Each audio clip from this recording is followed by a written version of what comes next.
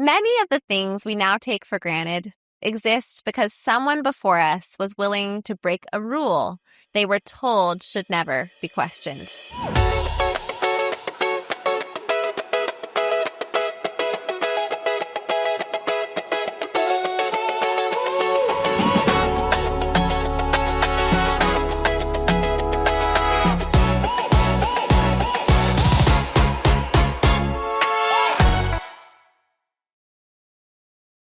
Welcome back to the Revolution Resolution. I'm Malaika Tubbs. Today, I want to talk about something we often forget. Many of the freedoms we now experience were once treated as dangerous threats to society.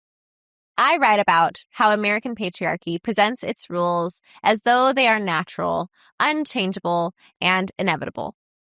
Women were once told they should not vote, should not attend universities, should not own property, should not work outside the home, should not control their own finances, should not participate in politics, should not run marathons.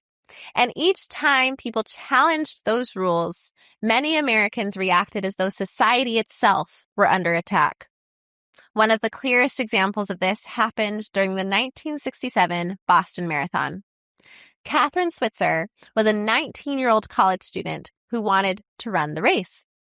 At the time, women had run marathons unofficially before, but they were still widely discouraged and excluded because of the belief that women's bodies were too fragile for such physical exertion. Doctors and public figures claimed running long distances could damage women's reproductive organs, that women would become less attractive, less feminine, less capable of motherhood. In other words, women were told their bodies existed primarily for reproduction, and anything threatening that role was treated as dangerous. Kathrine knew she could run the race. She had already completed the distance in training, so she registered officially using her initials KV Switzer. And on race day, she lined up beside the men and began running. At first, many runners around her were supportive and excited until one man became furious. Jock Semple, one of the race officials, saw Kathrine running and charged toward her screaming, "Get the hell out of my race!" He grabbed at her clothes, trying physically to drag her off the course while photographers captured the moment. The image became famous. A young woman trying to continue forward, while an enraged older man desperately tried to stop her from running. Why would a grown man feel such rage watching a woman run beside men? What exactly did he think he was losing?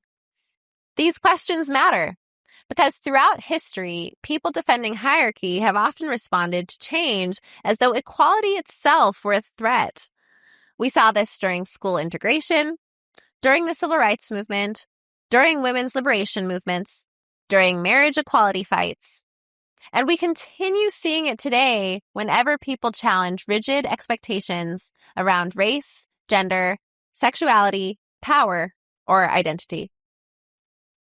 Over and over, the reaction is often not calm disagreement. It is panic, fear, anger, desperation. Because systems rooted in hierarchy teach people that their safety depends on keeping certain groups in their place. And yet, as you've heard me say before, people resisted anyway. Kathrine kept running.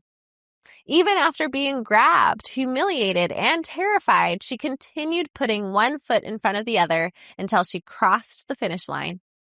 And because people like Kathrine resisted, the rules changed.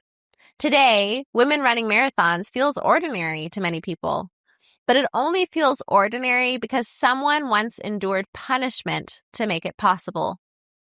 We forget this so easily. We forget that what feels normal today was often once condemned as radical, dangerous, unnatural, or impossible.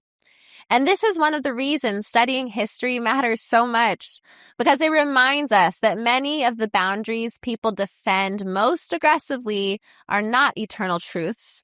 They are social rules maintained through repetition, fear, and enforcement. And those rules can change. sometimes the people defending them can change too. Years after the Boston Marathon incident, Kathrine Switzer and Jock Semple eventually reconciled. Semple became one of the biggest supporters of women running marathons. And while that does not erase the harm he caused, I think it reveals something important. People are capable of shifting once they stop interpreting equality as a personal threat.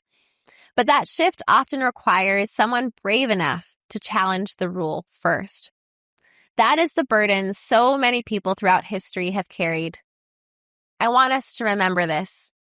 Much of what we now benefit from exists because people before us were willing to be criticized, punished, excluded, or mocked in order to expand what freedom could look like for everyone else. Here's what you can reflect on today. What freedoms in your own life once required someone else's resistance? What rules are still being defended today through fear and punishment? And if this episode resonated with you, I hope you'll share it with someone whose courage made your own life more possible. Remember this. Every freedom we now consider ordinary was once treated as a threat to the existing order. I'll be back soon with more.